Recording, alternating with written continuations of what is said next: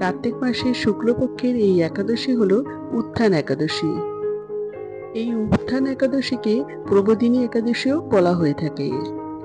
এই উত্থান একাদশী নাম হয়েছে তার কারণ হলো শ্রাবণ মাসে শয়ন একাদশী পালন করা হয়েছিল। সেই সময় ভগবান শ্রীকৃষ্ণ শয়ন করেছিলেন।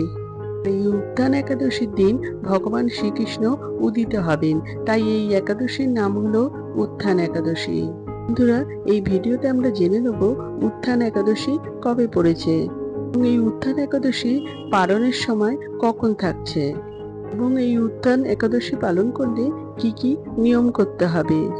বন্ধুরা, তার আগে পরবর্তী ভিডিও পেতে চ্যানেলটাকে সাবস্ক্রাইব করে নেবেন আর ভিডিওটা লাইক শেয়ার করতে ভুলবেন না।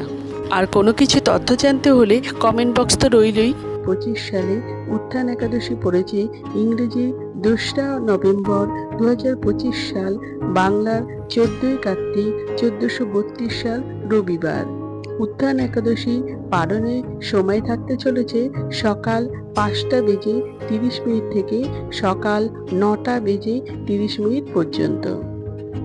এই উত্থান একাদশী পালন করলে কেউ যদি অজ্ঞাত কারণে কোনো পাপ করেন, সেই পাপের বিনষ্ট হয়ে যায়। যারা উত্থান একাদশী পালন করবেন তারা শাকসবজি, নিরামিষ তরকারি, সাবুর পায়েস, সাবুর খিচুড়ি, দুধ, দই, মিষ্টি বাড়ির গোবিন্দকে ভোগ দিয়ে খেতে পারেন। উত্থান একাদশীর দিন ভগবান শ্রীকৃষ্ণের কাছে দীপদান করতে পারেন, শ্রীকৃষ্ণের কাছে তুলসী পাতা নিবেদন করতে পারেন। যদি পারেন এই দিন গীতা পাঠ করতে পারেন, হরিনাম সংকীর্তনও করতে পারেন। এই উত্থান একাদশী পালন করলে পঞ্চরবি শস্য একদমই খাওয়া যাবে না।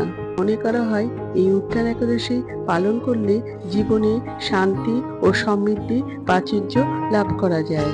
বন্ধুরা, আজকে আমার ভিডিওটা আপনারা নিশ্চয়ই উপকৃত হতে পেরেছেন।